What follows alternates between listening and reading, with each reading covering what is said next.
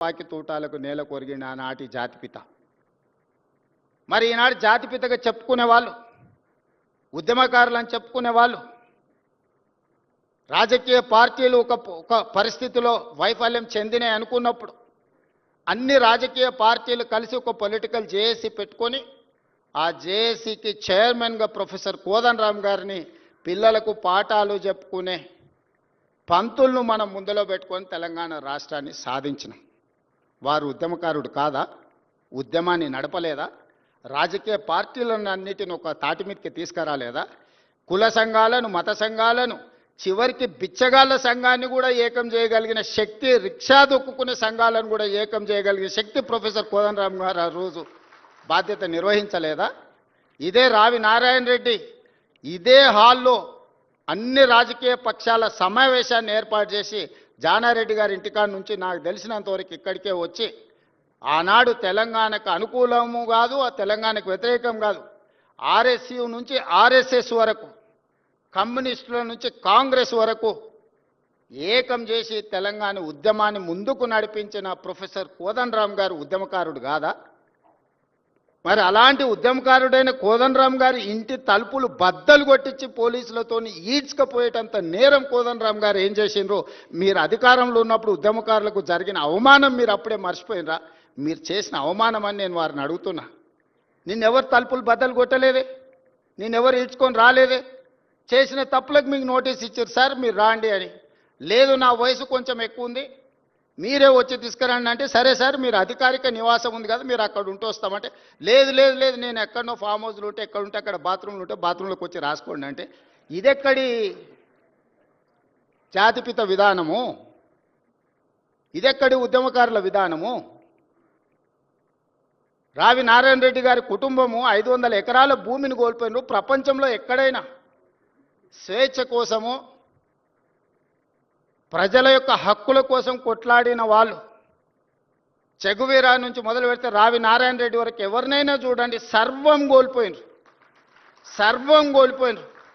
నేల కొరిగిన వాళ్ళు వేలాది మంది ఉన్నారు.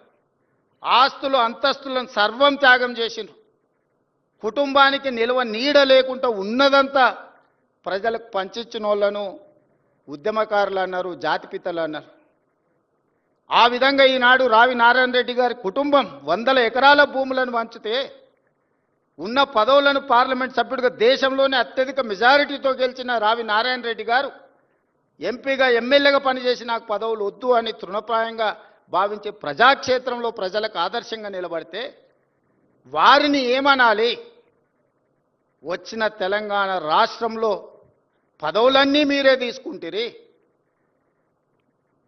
100 ఎకరాల ఫామ్ హౌజులు మీకే వచ్చే, టీవీలు మీకే వచ్చే, పేపర్లు మీకే వచ్చే, వేల కోట్ల రూపాయల వ్యాపారాలు మీకే వచ్చే, ఉన్న పదవులన్నీ మీరే పంచుకుంటారు, చేయాల్సిన తప్పులన్నీ మీరే చేస్తారు, పంచుకోవాల్సిన కాంట్రాక్టులన్నీ మీరు పంచుకున్నాక మీరెట్లా జాతిపిత అవుతారు, మీరెట్లా ఉద్యమకారుడు అవుతారో నాకు అర్థం కాలే.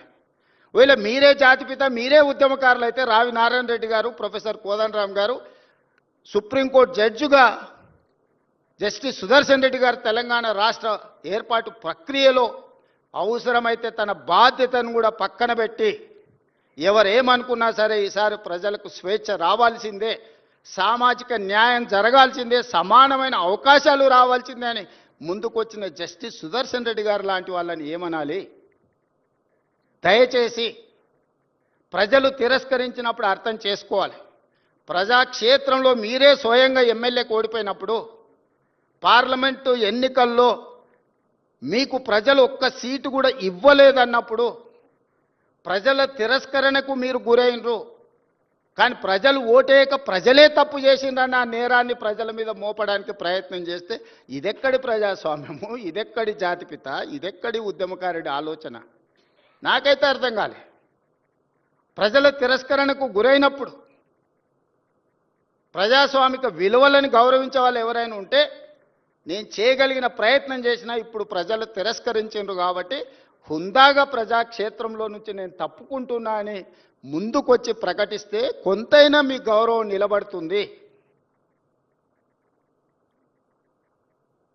ప్రజాస్వామ్యంలో ప్రజాస్వామ్యానికి స్వేచ్ఛ ఉన్నది, క్రిమినల్ కాన్స్పిరసీకి స్వేచ్ఛలు లేవు.